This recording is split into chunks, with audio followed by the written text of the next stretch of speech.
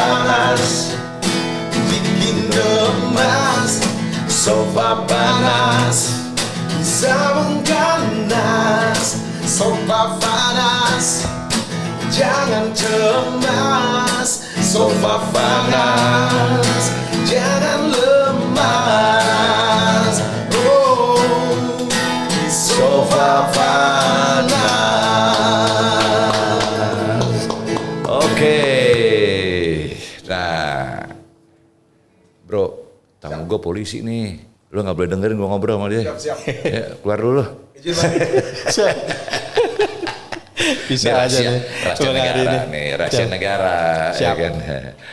Oke, assalamualaikum warahmatullahi wabarakatuh. Waalaikumsalam warahmatullahi wabarakatuh. Kita jumpa lagi dalam salah satu program podcast kesayangan Anda, persembahan dari KSP Krakatau Sarana Properti.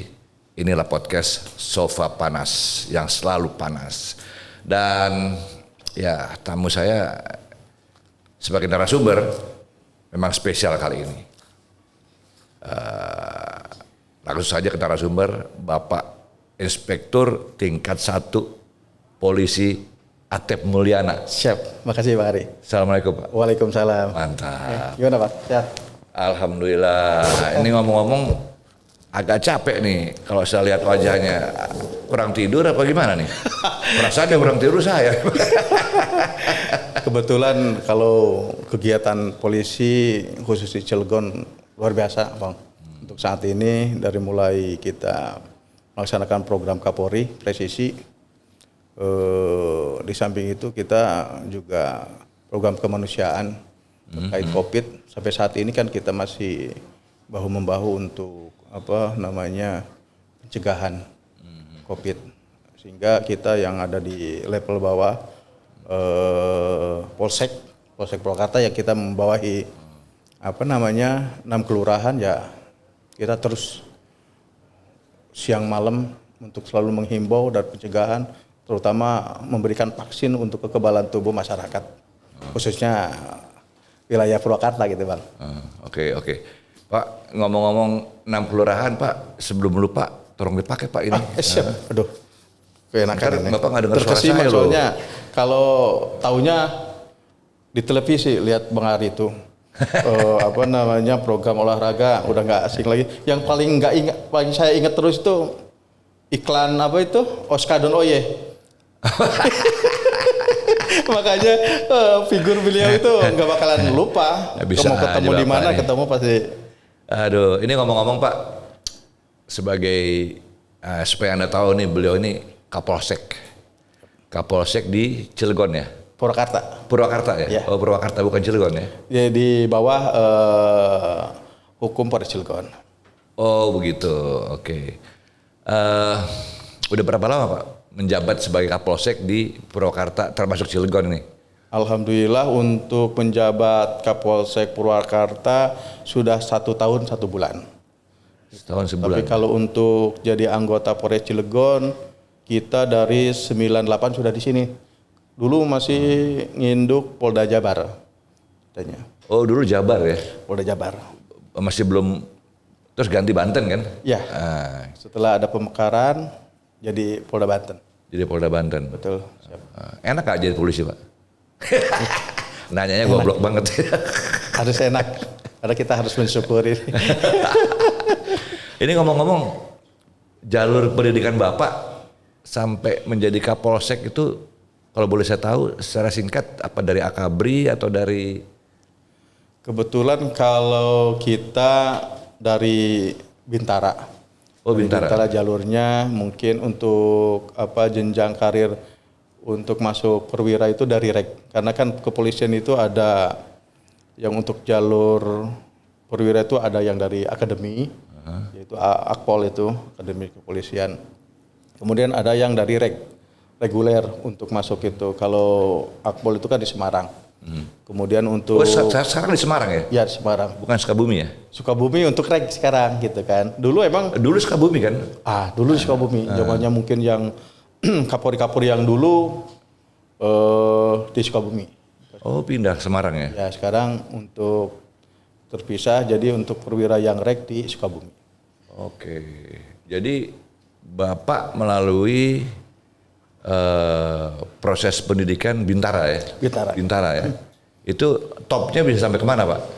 Ini kan apa nih, Balok 2 sekarang ya? Ya, Balok 2. Inspektur tingkat 1. Itu kalau bertahap tingkatannya mentoknya kemana nih? Ya mudah-mudahan diberi kelancaran, kemudian kemudahan dari Allah Subhanahu wa taala. Ya mudah-mudahan bisa mentok AKBP. Itu juga kalau programnya yang tidak berubah gitu kan. Karena kan berubah-ubah. Kadang jenjang kenaikan itu ada 3 tahun, berubah lagi gimana kebijakan pimpinan sekarang 4 tahun gitu kan, dari IPTU ke AKP 4 tahun. Kalau dulu kan dari IPDA ke itu ada. Kalau AKBP apa ya? Letkol ya? Kalau di kepolisian itu Letkol itu AKBP. Ini Bapak mentoknya sampai AKBP? Iya. AKBP. Mudah-mudahan, mohon doanya. Oh. Kalau lancar itu. Saya mau jadi jenderal malah. Jadi jenderal polisi. Tapi kan bisa sekolah lagi. Ya tetap, kalau yang dari reg itu berbenturan dengan usia. Kan nggak mungkin, karena usia pada waktunya pensiun nggak nyampe. Gitu. Berapa sih pensiun, usia pensiunnya? Kalau kepolisian itu 58. 58 ya? Ya. Saya dulu punya temen kalau nggak salah lebih deh, nggak 58. 60-an kalau nggak salah, nggak ya? Ya 60, waktu itu sempat 60 juga. 60 ya? 60, jadi PNS, TNI Polri itu 58 kalau belum ada perubahan itu. Karena yang terakhir itu 58.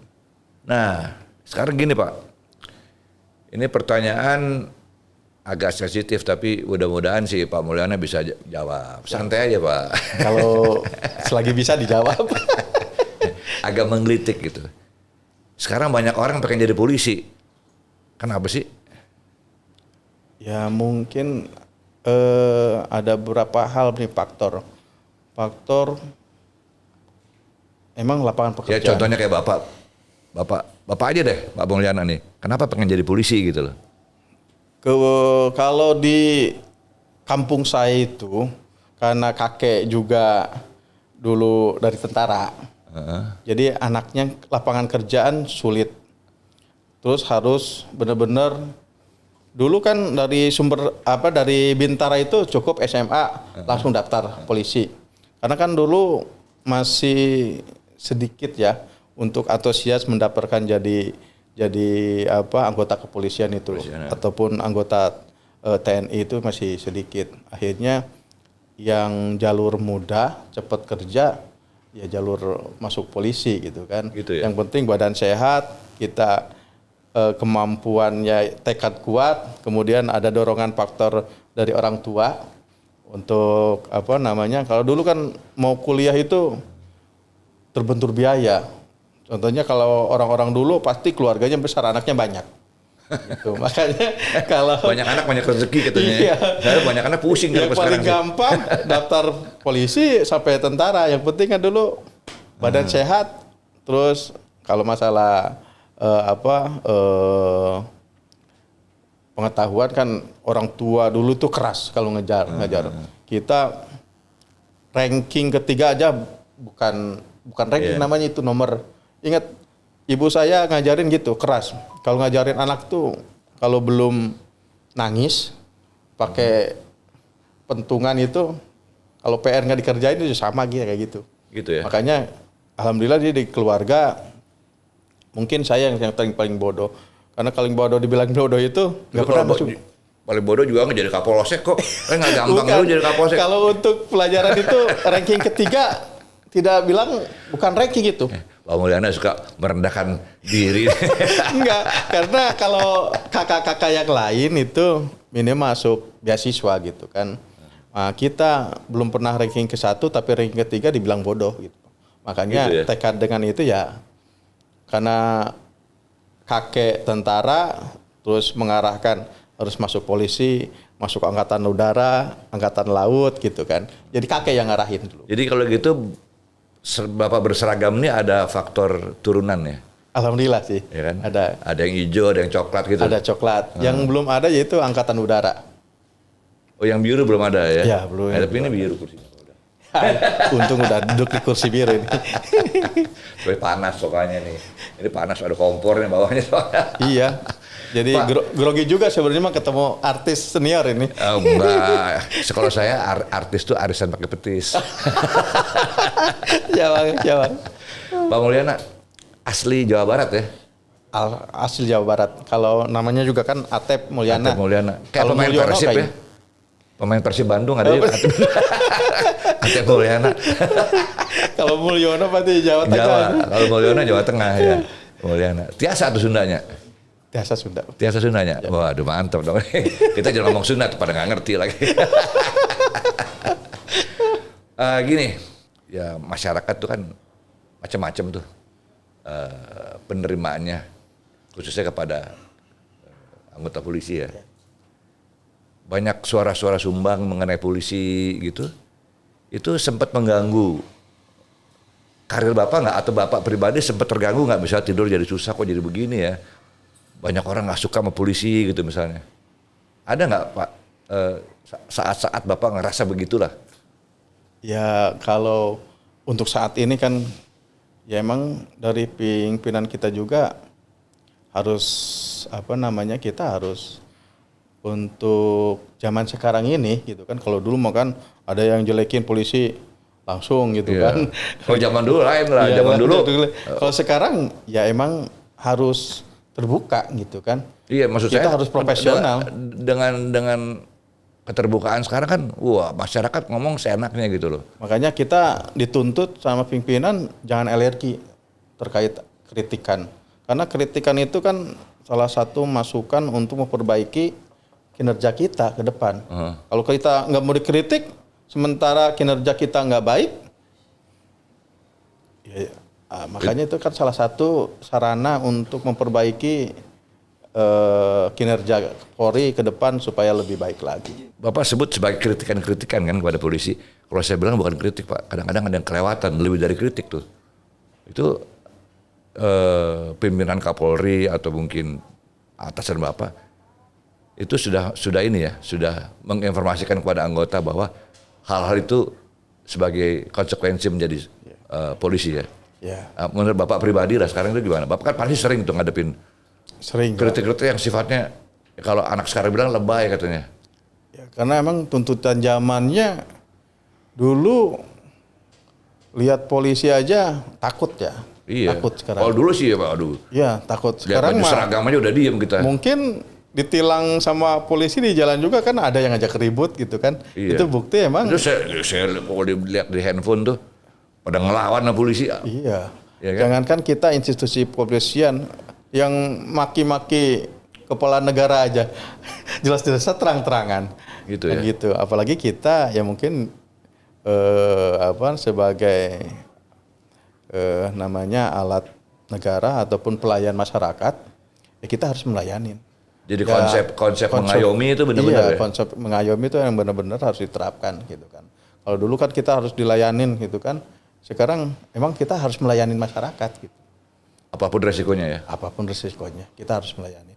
Makanya kalau pada saat ada yang nyemohin, yang membuli kepolisian gitu, ya nggak apa-apa itu. Emang kritik untuk kita memperbaiki. Kalau emang dia melanggar hukum, ya kita biarkan hukum yang nanganin mereka gitu kan. Kayak kemarin kalau lihat di viral di Jawa Tengah itu pada saat mau ditilang malah ngajak berantem. Iya. Udah jelas-jelas gitu kan dia. Sering tuh saya lihat di YouTube tuh. Iya. Ya kan pada tidak menghargai polisi lah kira-kira gitu kan. Kadang-kadang kan model gatur, mungkin yang viral-viral polisi goblok, polisi itu kan pada saat itu kita tegakkan hukum, polisi masih tetap memberikan ruang, maksudnya memberikan ruang untuk meminta maaf gitu kan, enggak langsung serta-merta ya udah proses saja. Tapi kan kita kebaikan kita dengan mencabut dengan dia minta maaf berarti kan dia juga menyadari kesalahan. Tapi gini Pak, dari pihak polisi sendiri ada dong, memang harus introspeksi gitu. Karena ya tanda kutip kan, kalau menurut pimpinan polisi itu ada polisi-polisi yang oknum lah. Ya, emang nyata ada Pak. Ada ya? Oknum itu udah, jangankan di tubuh kepolisian, di tubuh yang instansi yang lainnya juga pasti ada. Ada ya? Ya, ada semuanya. Dia pengaruhnya besar loh Pak ke korps tuh. Betul. Salah satu, karena gini, kebaikan kita ataupun program dari pimpinan kita udah baik semua, hanya salah satu aja polisi.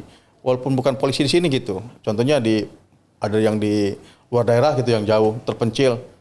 Imbasnya ke wilayah juga banyak. Itu dia Pak, karena nilai itu hancur sebelah Karena gitu kalau ya. kesalahan polisi sedikit pun juga diviralkan kan gitu. Justru itu, kalau kebaikan kita mau sepanjang sejarah, ya itu emang udah tugas kita, pasti gitu. Iya. Emang udah tugas kepolisian harus begitu. Pak Mulyana sendiri pernah ngalami itu ya? Ya pernah. Pernah ya? Head to head gitu dengan masyarakat gitu. Iya. Sering juga kali ya? Nah, sebagai Kapolsek di Purwakarta Cilegon nih, kondisi keamanan sampai hari ini gimana Pak? Bapak setahun lebih ya? Tahun lebih. Kalau untuk keamanan Polsek Purwakarta khususnya sih alhamdulillah kondusif. Namun emang untuk kejadian yang sampai saat ini kita cari solusinya itu Ranmor. Karena 1 tahun ini dari 2001 sampai 2002 lumayan tingkat itunya, yang Ranmor yang paling tinggi di sini Ranmor. Curanmor. Saya rasa nggak di sini aja Pak, daerah lain juga sampai Ya, sama. sama. Jakarta juga masih tuh. Cuman emang karena mungkin Purwakarta ini pusat kotanya ya di Cilegon. Walaupun di situ ada polsek kota, tapi karena Purwakarta ini membawahi masuk DPRD, kantor DPRD masuk ke wilayah kita, Pemkot ke wilayah kita. Jadi sentralnya lah di sini, makanya karena Ranmornya yang paling tinggi. Selain Ranmor Pak, Kalau yang selain tetap agak sulit ditangani oleh polisi gitu. Kalau di sini sih hanya Ranmor aja. Kalau ke Kamtibmas yang lainnya mungkin terkait penyampaian aspirasi dari buruh-buruh aja gitu kan. Demo-demo gitu ya? Demo-demo itu aja. Karena kan Purwakarta membawahi DPRD, kemudian Pemkot, sehingga kadang teman-teman buruh juga kan pasti larinya kalau menyampaikan aspirasi ke DPRD sama ke Pemkot. Iya. Ya Nah sekarang otomatis soal demo-demo tuh Pak, polisi bisa memberikan izin, pasti ada persyaratannya kan? ada. Boleh nggak? Saya tahu, kok polisi bisa kasih izin, padahal yang namanya demo pasti macam-macam nih. Ya, karena kan namanya penyampaian aspirasi itu jelas dilindungin sama undang-undang. Jadi cuman memang aturannya 3 hari ataupun kalau bisa sih 7 hari sebelum melaksanakan penyampaian aspirasi di instansi atau di DPRD ya harus dilayangkan kita. Nah, paling juga nanti kita memberikan pemahaman untuk aturannya gitu kan yang perlu ditempuh gitu kan. Karena kan kita harus menyiapkan renpam, terus batas waktunya sampai jam berapa untuk puasa. Kan nggak ujug-ujug sekarang hari Jumat, besok sore mau demo kan nggak bisa, harus ada aturan sesuai dengan aturan lah gitu kan. Gitu ya. Tapi pasti dikasih izin ya? Pasti. Atau nggak semua juga dikasih izin? Karena kan bukan masalah izin itu, gitu kan. Mereka hanya saya kalau baca ini, wah ini demo nggak ada izin polisi gitu. Ya emang maksudnya diizin itu direkomendasi. Berarti walaupun izin nggak ada izin, tetap polisi mah harus mengayomin, gitu. Harus dijaga. Emang kalau nggak ada izin nggak dijaga gitu. Nanti anarkis gitu. Gitu ya? Iya. Kalau kepolisian itu ya emang ada terkait izin itu kan ada di di Tapi di daerah kekuasaan Bapak ini nggak gampang loh Pak. Ini kan daerah industri nih. Ya betul. Ya kan permasalahan utama di daerah industri ini apa sih? Ya kalau masalah yaitu masalah buruh kalau di industri berarti kan karena kan berkaitan dengan karyawan dengan perusahaan. Itu aja. Kalau mereka kadang-kadang sekarang ini yang lagi ngetren jangan sampai di PHK gitu kan. Sementara mungkin kondisi perusahaan udah mungkin dampak dari COVID ini COVID lumayan kemarin biasa ya. ya. Karena bukan di Cilegon saja, mungkin di perusahaan-perusahaan yang lain juga luar biasa sih. Akhirnya mungkin dengan kondisi perusahaan yang supaya bisa bertahan ya dikurangin kan karyawan. Tapi kan buruh mungkin lihat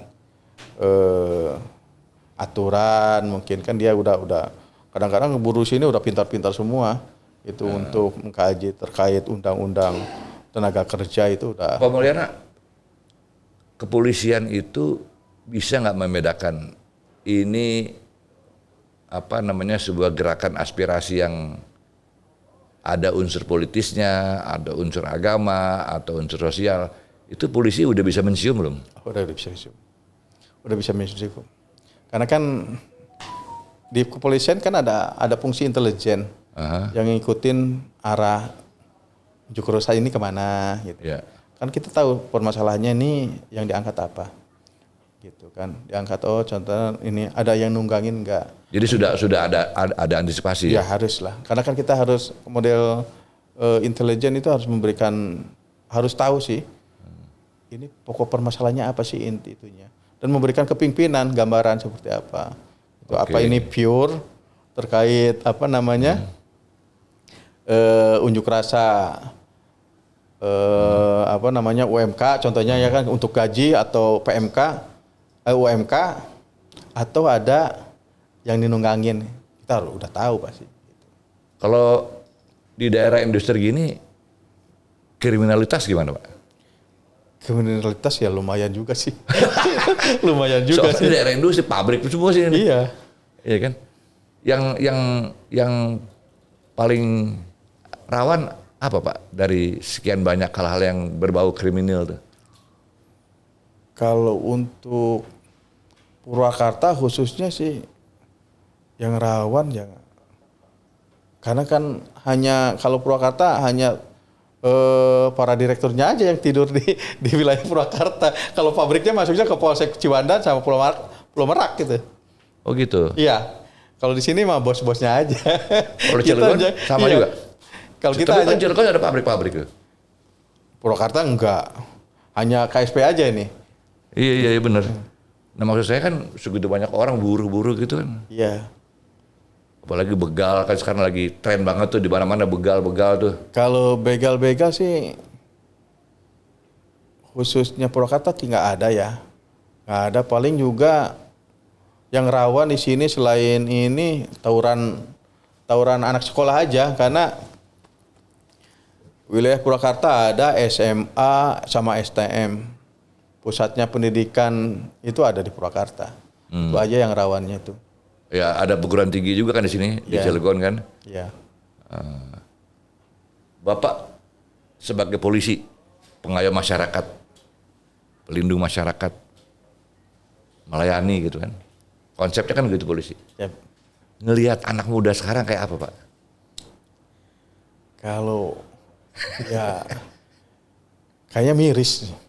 Mirisnya itu mungkin karena ya faktor pergaulan, ngikutin perkembangan zaman, kemudian teknologi yang mempengaruhi mindset atau pola pikir Ya. Pola pikir Sama gaya hidup ya. Gaya hidup itu tuntutan, yaitu akhirnya ya kalau anak dulu sama guru masih manut. Iya. Gitu kan, masih manut, masih suruh ini sekarang Ya saya dulu aja waktu saya masih sekolah dasar, iya. pelajaran ilmu ukur tuh saya ingat gurunya belum masuk, baru tasnya masuk sudah diem. Iya. Padahal gurunya belum datang. Ini mah udah Gurunya udah ngomong bacot udah segala macam, anak-anak semaunya aja pada tuh. Kayak kemarin aja tawuran anak SMP. Kita amanin, dia udah tahu. Pak, bukti saya mana nih diamanin? Buktinya apa kita melanggar? Itu sudah sangat kristis lah. Gitu ya. Iya. Dan yang saya nggak ngerti tuh, maksudnya saya bukannya saya nggak ngerti, kok bisa ya yang namanya kriminalitas atau kenakalan pemuda remaja itu makin lama umurnya makin muda gitu loh. Betul. Karena mungkin pola pengajaran juga sekarang beda. Kalau dulu kita dilempar sama guru penghapus, nggak dilapor. Kalau kita bilang ke orang tua malah kita ditambah. Iya betul. Kalau sekarang dijewer, dilaporin sama polisian. Kan gitu. Perlindungan anak kan maksudnya, kekerasan terhadap anak gitu kan. Jadi guru juga mau mau tegas juga ya terbentur itu aturan itu. Jadi serba salah Pak ya? Serba salah. Ada polisi salah, nggak ada polisi lebih salah lagi kan? Ya kan saya sering bilang sama teman-teman tuh, wah itu ada perampokan sini-gini. Nah lu kan benci sama polisi. Gimana ngelapor kalau polisi bantu? Lu nggak menghargai polisi juga. Lu katanya nggak suka sama polisi, saya bilang gitu. Nah sekarang lu nyari polisi, rumah lu dirampok, saya bilang gitu. Jadi serba salah jadi polisi Pak. Serba salah sebenarnya mah. Tapi ya kita jalanin aja. Gitu Emang udah zamannya juga Tetap Bayangkara Pak ya? Wah, mantap. Pak Mulyana, kekuatan, ini kan kekuasaan Bapak ini kan nggak kecil juga daerahnya. Yap. Itu berapa anggota yang membantu tugas-tugas Bapak? Alhamdulillah kita ini personilnya ada 25. Wah, sedikit amat Pak. Kalau emang sedikit sih di tingkat cover, tapi karena kekurangan personil ya kita sebisa mungkin kita layanin masyarakat dengan 6 kelurahan kita bagi 6 babin tuh satu kepolisian harus melekat di 1 kelurahan. Ini sih bisa nggak tidur Pak. 6 kelurahan, ya kan? Daerah pabrik 25 orang. Bingung saya tuh. Gimana 25 cara orang juga ngatasinnya? kan pasti dibagi-bagi Pak. Ada yang khusus di kelurahan. Berarti 6 kelurahan itu berarti 6 babin itu harus melekat. Siang malam harus tahu kejadian. Jarum jatuh pun juga harus tahu gitu kan. Makanya dia dibebaskan. Maksudnya dibebaskan untuk tetap melekat di masyarakat. Karena untuk menyaring sekecil apapun permasalahan di masyarakat, ya mereka harus menyelesaikan dulu sebelum dibawa ke Polres atau ke Polsek gitu kan. Jadi mereka diberi kewenangan untuk menyelesaikan semua permasalahan yang ada di kelurahan gitu kan. Enggak, saya masih bingung nih Pak. Penasaran saya 25 orang. Taruhlah ada demo nih besar-besaran. Itu gimana Pak? Kalau untuk Mekanismenya ya di kepolisian. terkait demo pasti kan kita tetap sentralnya ada di Polres. Kalau soalnya demo ada di daerah Purwakarta. Pasti kan sebelum pelaksanaan demo itu kan ada surat masuk nih pemberitahuan ke pihak polisian untuk adanya kegiatan penyampaian aspirasi dari rekan-rekan masyarakat lah. Nanti suratnya itu kan dimasuk ke Bagop atau ke Intel yang memberikan gambaran perkiraan nanti estimasi terus pergerakannya seperti apa, turun ke Bagop. Bagop pasti nanti yang merencanakan pengamanan Renpam gitu kan. Baru nanti tiap-tiap polsek terus ditambahkan di Polres itu ada tim Jawara Dalmas itu yang untuk kekuatan mengcover semua polsek gitu. Itu berapa orang? Itu 2 peleton. 2 peleton? Ya, nggak banyak juga 2 peleton ya, sih. Ada 30 tambah 30 ya 60-an lah. Gitu kan. Iya 60, cuma 60 orang kan? Ya, tapi nanti ditambah gabungan dari polsek-polsek. Jadi dari tiap polsek diambil 10. Semua polsek yang ada di Polres Cilegon. Jadi saya ngebayanginnya Pak, kalau sampai chaos gitu tuh gimana polisi? Nanti kan Intel ngasih gambaran tuh, oh ini perlu kekuatan Brimob gitu kan.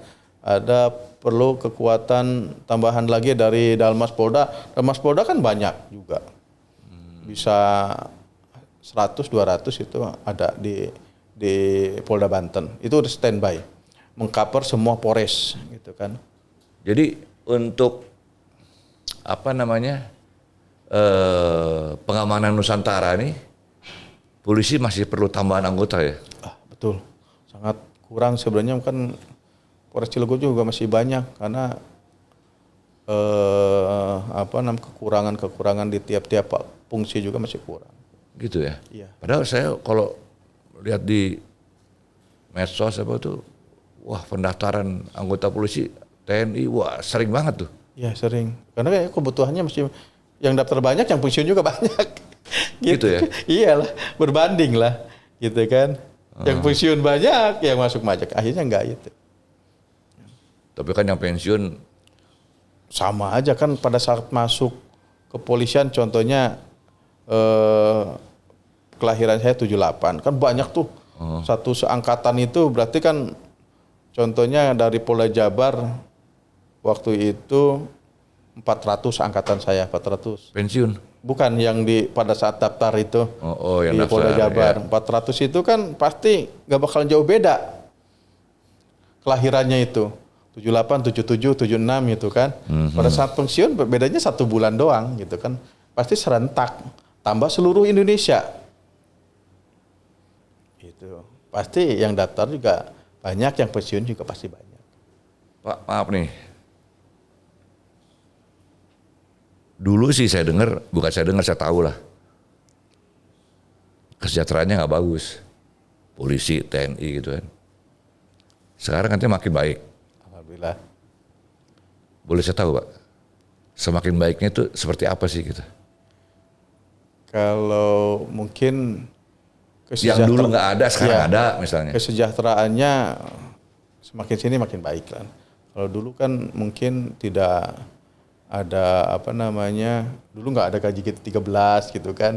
Udah gajinya sedikit, sekarang udah ada gaji, kesejahteraannya ada gitu kan. Udah mulai baik lah. Mungkin perubahan ke sini juga dari pimpinan juga kan sambil mengusahakan kesejahteraan anggotanya gitu kan. Jadi ada perkembangan yang baik lah ya. Ya, perkembangan baik. Setiap tahun ya. Tiap tahun, mudah-mudahan tiap tahun ada kan, tergantung pimpinan kan. Iya saya dengar sih katanya kebijakan tuh setiap tahun lah ditinjau lagi gitu ya untuk TNI, untuk Polri gitu ya. Ya, tergantung penilaian masyarakat, berapa persen nih penilaian masyarakat terhadap Polri naiknya. Mungkin itu kalau makin sini makin baik, makin profesional, ya pasti pimpinan pemerintah juga kan melihat kinerja kepolisian makin untuk respon positif juga di masyarakat sudah naik berarti kan Pak. Nah ini nih, saya juga pengen nanya nih Pak. Saya tinggal di Tangerang Selatan kan. Saya punya teman di Jakarta, Tangerang Selatan. Di daerah lain juga ada. Mereka sering ngeluh dengan kecepatan reaksi dari kepolisian kalau dilaporkan sesuatu. Itu kenapa Pak? Fasilitasnya atau mekanisme di dalam kepolisian sendiri yang perlu istilahnya birokrasi yang cukup panjang sehingga kadang-kadang datang bantuan udah terlambat gitu loh.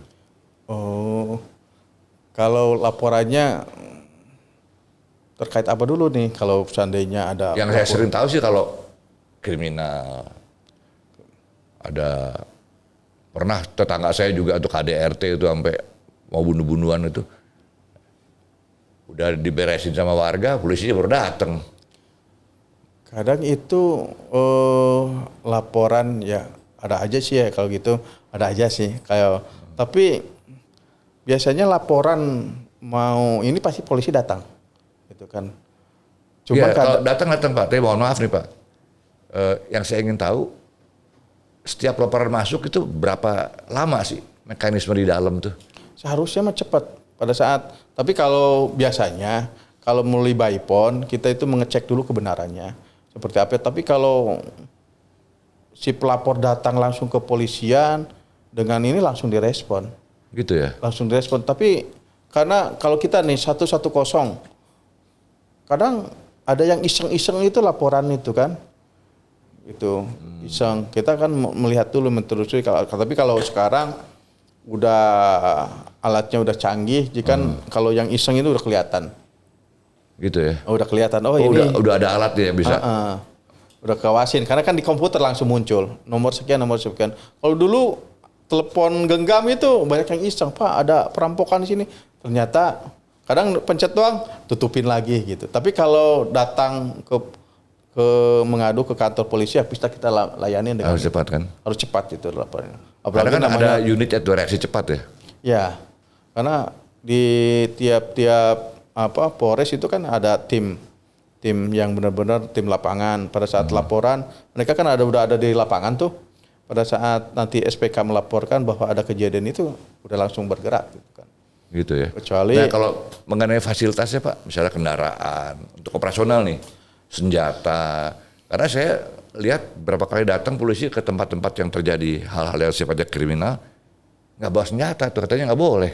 kalau itu lain, kalau masalah untuk polisi terkait pelayanan khusus biar kelihatan polisi itu humanis, emang hanya orang-orang tertentu. Tapi kalau kejadiannya perampokan, mereka juga bawa lah. Gitu ya. Sekarang mendemo aja senjatanya diupetin gitu. Nggak boleh kan demo? Nggak boleh. Biar kita kelihatannya humanis, bermasyarakat gitu kan. Kalau dulu mah kan setiap demo bawa senjata dikeluarin semua kan gitu kan. Jadi kelihatan arogansinya gitu. Tapi kalau sekarang mah kita mengedepankan humanisnya. Itu salah satu yang serba salah Pak ya. Serba salah. Makanya kan ada polisi yang dipukulin juga. Ya emang goblok emang. Bapak pernah kena pukul gitu? Kena timpuk gitu?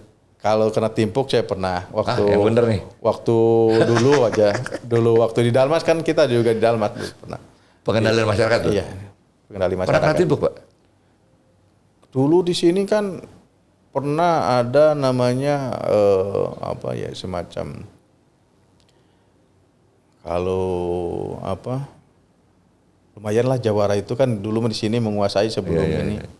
Ya Banten lah ya. Iya, sebanten itu kadang ya itu. Polisi nggak ada apa-apanya gitu kan. Gitu.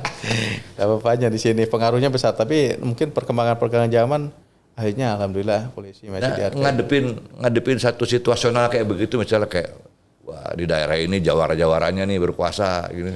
Di daerah sana lagi ada lagi siapa lagi kelompok apa lagi. PP lah ini macam-macam kan. Itu polisi apa resepnya ngadepin mereka tuh? Alhamdulillah sih karena kita pendekatan dengan tokoh-tokoh masyarakat ya salah satunya yaitu biar keberadaan polisi emang benar-benar dirasakan di masyarakat. Ya kita harus mendekati juga dengan tokoh-tokoh gitu kan. Karena pada zaman dulu lebih diseganin. Dulu sih pekerjaan polisi nggak gitu sulit Pak. Iya. Karena satu polisi datangnya kita udah mikir, waktu saya muda. Iya betul. Iya kan? Tapi anak saya masa bodoh nih udah begitu anak saya. Saya bilang wah ini kok jadi zamannya berubah nih sekarang gitu. Yang penting ya sekarang ini harus benar-benar udah humanis tegas aja, prosedural aja, udah. Masyarakat juga kalau berhadapan dengan hukum juga takut lah. Karena kan pada saat dia bergerombol berani gitu kan. Pada saat sendiri diperiksa mah nggak ada apa-apanya karena kan gitu. Jadi gini Pak, tadi Bapak udah jelasin tuh ya namanya curamor, begal itu memang masih susah ya. Itu di mana-mana sih di setiap daerah. Tambah polisinya kurang lagi. Ya betul. Iya kan? Ada lagi yang saya mau tanya, tapi kita minum dulu Pak. Biar enak ngomongnya. Jauhan nih gelasnya Pak. Jadi panas nih. Gimana nih? Jauh gelasnya.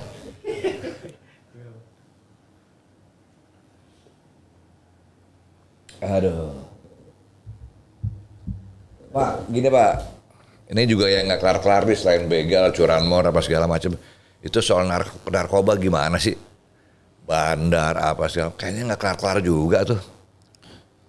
Ya, emang yang merusak generasi zaman sekarang mayoritas emang dipengaruhi dari narkoba. Narkoba ini ya emang susah-susah gampang untuk ininya. Karena mereka ada yang bilang di backing polisi juga katanya.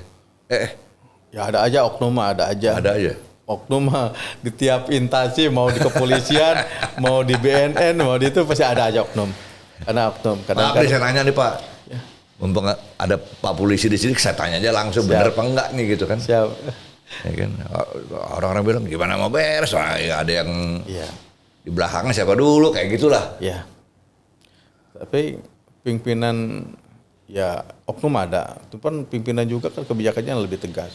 Tangkap pecat. Tidak ada ampun atau tolerir terkait narkoba. Anggota makanya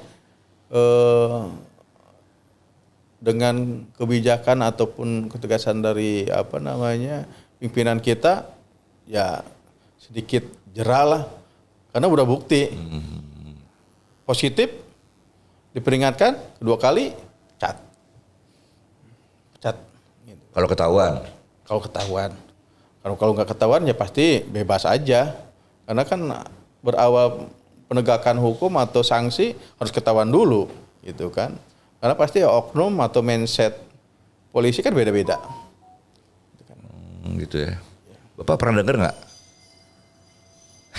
Ntar marah lagi saya tanya begini.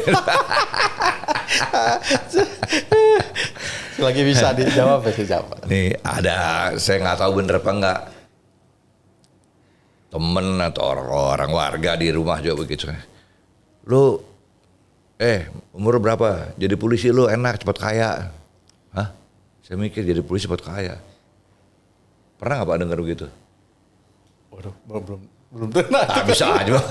Pasti pernah denger nih. Kalau polisi kan udah jelas-jelas gajinya udah jelas gitu kan, nggak ada itu. Tapi ada loh pameo begitu loh. Jadi polisi enak cepet kaya tuh. Ya mungkin itu asumsi. Kadang kan masyarakat itu melihat kita enak, kan belum tentu kita memperlihatkan kesedihan kita di depan masyarakat. Berarti kan polisinya bisa bisa mensyukuri, dia bisa membagi rezeki yang dia dapat, disyukurin, benar-benar gitu. Iya. Tapi Pak ini di internasional Pak, Pak. Saya nggak hanya lihat di film, tapi saya baca berita juga, saya lihat berita juga di media elektronik. Itu sindikat tanda kutip yang ada nuansa politiknya, yang ada nuansa kriminalnya, yang ada. Itu di setiap negara ada keterlibatan polisi loh Pak. Atau keterlibatan baju seragam lah. Itu Bapak bisa terima nggak tuh kalau ada berita-berita begitu? Kalau itu mah Bang Ari kayaknya harus yang berkompetensi yang takutnya saya salah menyampaikan, karena kan namanya udah jaringan internasional, itu emang harus benar-benar yang bisa menyampaikan ya tingkat mabes gitu kan, karena mereka udah punya data-data benar-benar ada keterlibatan antar negara atau gimana. Kalau kita hanya menyampaikan baru ngedengar ngelihatnya. Enggak, tapi konsep indikasi itu katanya di Indonesia juga ada Pak, dengan beberapa orang ternama gitu, tapi nggak enak ya ngomong begini ya jadinya ya. Ya kan? Bisa aja sih. Saya harus tanya sih. Saya harus tanya gitu. Kalau model peredaran narkoba antar negara ya pasti ada campur tangan, pasti adalah. Karena kan nggak semudah itu masuk. Itu dia kan. Iya. Jadi ya tanda kutip lagi lah. Emang ngatasi hal-hal yang warnanya hitam nih emang nggak gampang Pak ya. Ya kan. Soalnya gini, pekerjaan hal-hal yang berwarna hitam nih antara hobi, kebutuhan hidup, macam-macam. Ya kan, persoalan sosial juga kan. Jadi ini campur aduk lah. Yang tadi juga ditambah tuh pergaulan lah apa. Betul. Jadi ya harapan saya sih semangat Bayangkara tetap, waduh. Amin. Ya kan. Mudah-mudahan number one lah tuh. Jangan sampai melemah lah. Kalau polisinya lemah ya pasti masyarakatnya juga imbasnya besar lah.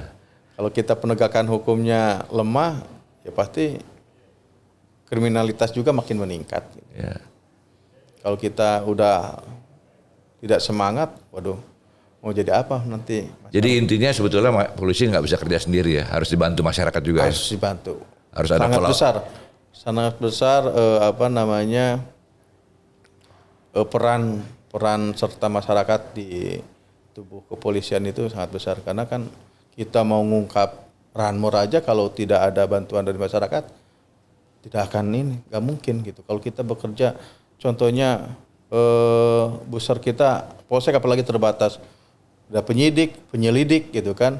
Terbatas 5 orang harus mengungkap contohnya perampokan ataupun nasabah. Kalau kita nggak ada peran serta dari masyarakat, Susah juga ya. susah, sangat Susah juga, kecil benar. untuk pengungkapan. Gitu. Harus ada kolaborasi lah ya. Iya harus kolaborasi. Harus ada kolaborasi, Kan kita ya.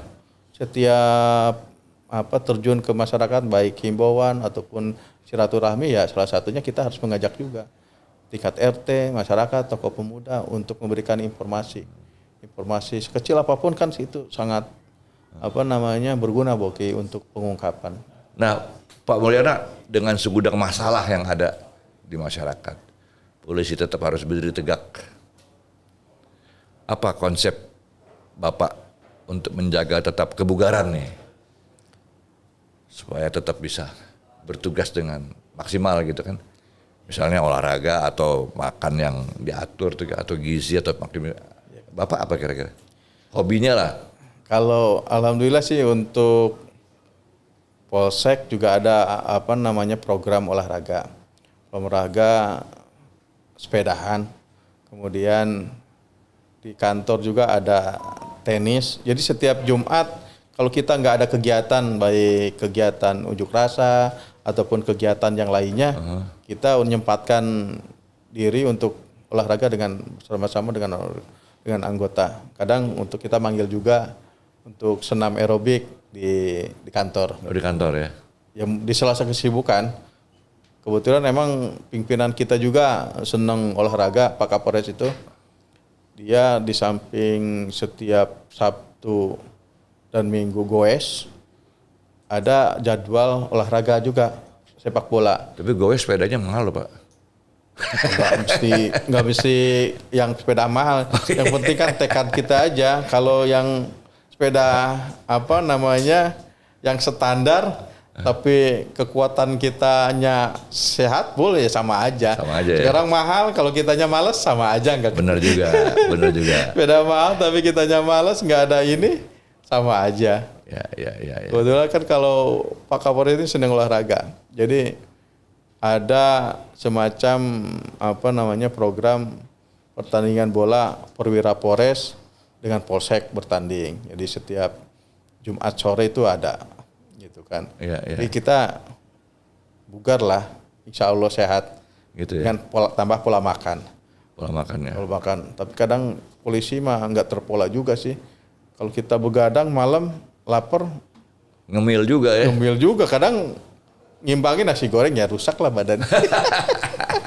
Nasi goreng, mie goreng, ya macam-macam. Nasi goreng. Ya, kan?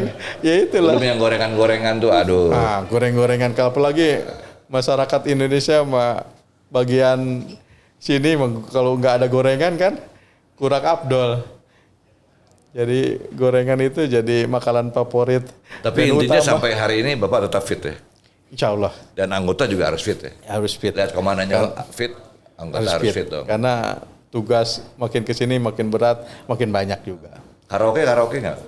Karaoke emang Atau alhamdulillah karaoke? kalau di Cilegon ini tempat karaoke nggak ada ya sekarang itu udah ditertibkan. Gitu ya? Iya. Oh nggak boleh ya? Ya kalau dulu sih boleh. Karaoke nggak ada apa-apa dong, boleh-boleh aja orang Iya. nyanyi kok. Ya kan? Tapi emang ya di sini emang di ada pengawasan dari ormas.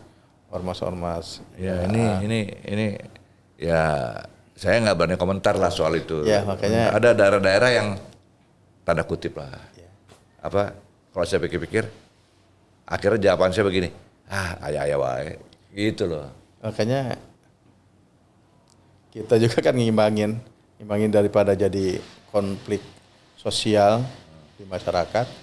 Ya emang pihak polisi harus cepat merespon keinginan masyarakat, sekelompok masyarakat ini seperti apa.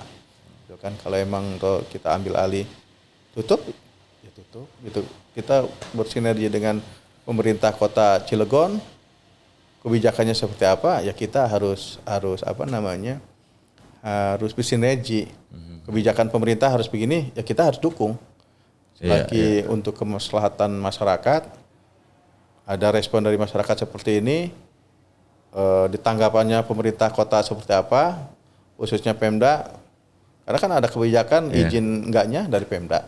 Kalau Pemda nutup ya kita harus bantu mereka, harus bersinergi, kita harus mendukung program pemerintah.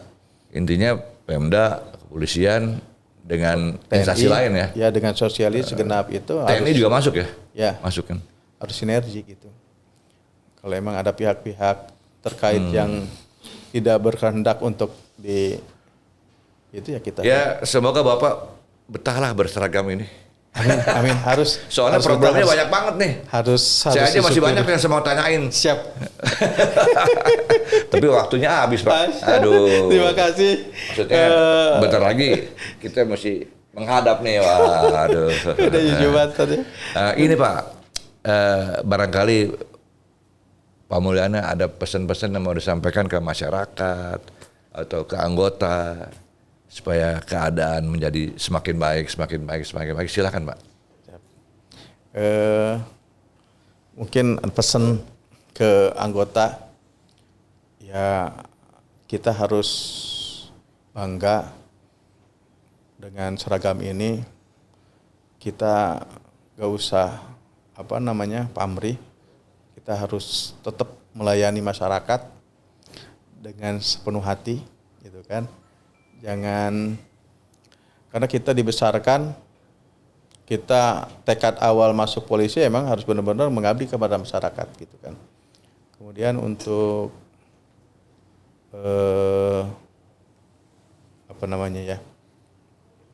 untuk masyarakat Kota Cilegon khususnya, karena kan kalau lihat kesadaran hukumnya masih kurang. Masih kurang ya. Kadang-kadang yang mungkin harus tetap menghargai keberadaan kita di tengah-tengah masyarakat, biar kita juga sama bisa dirasakan kontribusi kepolisian di masyarakat, harus benar-benar dirasakan, tapi harus balance. Kadang-kadang ya kesini-sini kesadaran hukumnya masih kurang, gitu kan. Itu sih di mana-mana Pak. Iya, kesadaran kadang ada polisi aja lampu merah terobos. Iya. Ya mudah-mudahan dengan perkembangan zaman, kesadaran masyarakat juga terkait aturan ataupun hukum juga makin meningkat, supaya bisa menjadikan khususnya Kota Cilegon ini kota yang benar-benar modern. Ya, kan mau jadi smart city nih sih. Polisi mesti siap tuh Pak. Ya indikatornya kan benar, minimal harus ada masyarakatnya. Masyarakatnya kan harus benar-benar modern. Terus tingkat sosialnya juga harus merata lah. Iya. Kemudian itu sih pasti, kalau nggak jadi repot lagi nanti. Ya, kesadaran hukumnya juga harus ada. Yang penting kesadaran hukum. Kalau kesadarannya hukum nggak ada, ya susah lah. Nggak bisa jadi kota modern kalau tingkat kesadaran hukumnya juga. Salah satunya indikatornya itu, kesadaran hukumnya harus ada. Gitu kan. Siap. Saya sebagai bagian dari masyarakat juga. Siap. Terima kasih. Respect sebesar-besar kepada kepolisian. Siap. Khususnya Pak Inspektur tingkat 1 ya. Siap. Ya, Bapak Atep Mulyana. Terima kasih Pak ya. Terima kasih, saya telah diundang ke sini. Suatu kehormatan ini. Baru sebenarnya mau ketemu sama Bang Ari nih. Masih ini nih, apa namanya? Sama aja Pak. Saya kan cuma rakyat kecil nih. Ya iyalah. Grogi nih, sebenarnya grogi banget ini. Enggak lah. Bapak mantep lah udah. Hebring. Kayak mimpi nih, kayak mimpi. Oke, demikian jumpa kita dalam podcast Sofa Panas. Kita akan jumpa lagi di lain waktu. Assalamualaikum warahmatullahi wabarakatuh. Waalaikumsalam warahmatullahi wabarakatuh. Dengarkanlah, nikmati saja. Ini lagu tentang Sofa Panas. Sofa panas, bikin gemas. Sofa panas, bisa mengganas. Sofa panas, jangan cemas. Sofa panas.